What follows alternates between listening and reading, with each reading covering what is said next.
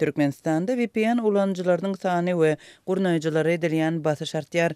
Internetiň ýygyderli petiklenmegi Türkmenistanda VPN hyzmatlaryna bolan isleg artdyrýar. Häkimetleriň görýän gadagançylyklary hem ýydarlamalary ustalary gizliň işlemäge mejbur edýär we töwekkülçilikli ýagdaýa salýar. VPN gurnaýjylary Aşgabatda ýene-de tutsak edilýär, käbirleri 15 günlük azatlykdan mahrum edilýär. Bu arada habar berýän habarçylaryň sözlerine görä internetiň petiklenmeginden aýlanyp geçmek üçin mümkinçilik görýän hyzmatlary bilen öpçün edýän hünärmenleriň sany azalýar we olar gizliňlikde işleýär. Olaryň seriýet bolmagyna garamazdan howpsuzlyk gullaklarynyň işgärleri käde olaryň käbirini anyklamagy we tutsak etmegi başarýar. 3-nji oktýabrda tutsak edilen usta howpsuzlyk gullaklary tarapyndan hile bilen tutuldy.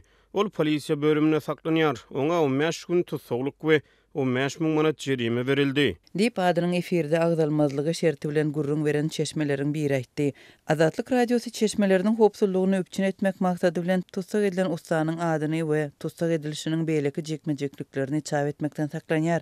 Bu aralykda blokirlemeden aýlanyp geçmäge mümkinçilik berýän VPN-leriň meşhurlygy ýurtda artýar. Häzirki zaman aragatnaşyk serişdelerine şol sanda mobil telefonlaryna hem isleg köpelýär. Resmi işleýän dukanlarda müşterileri durly telefonlar hüdürlenýär. Mysal üçin iPhone 20.000 manada satylýar we adamlar olary satyn alýarlar. Dip Aşgabatyň ýaşaýjysy gurrun berdi. Türkmenistanyň Merkezi Bankynyň resmi kursu boýunça 20.000 manat 5.700 Amerikan dollarynyň gowrak bolýar. Gymmat bahaly aragatnaşyk enjamlaryny satyn almak olaryň işlemegi üçin zerur aragatnaşyk şertleriniň bolmagyny hem talap edýär. Interneti berk çäklendirýän ýurtda VPN hyzmatlary internete päsgelçiliksiz girmek üçin ýeketek mümkinçilik berýär.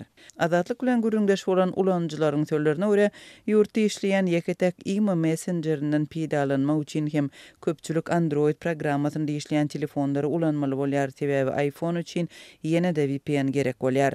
Ýurdun häkimetleri ilatyň interneti ulanşyna doly gözegçilik etmäge synanýar. Howpsuzlyk gullaklary petiklenen VPN ulgamlaryna girmek üçin hyzmatlary öpçün edýän hünärmenleri ýygyderli häsiýetde tutsak edýär.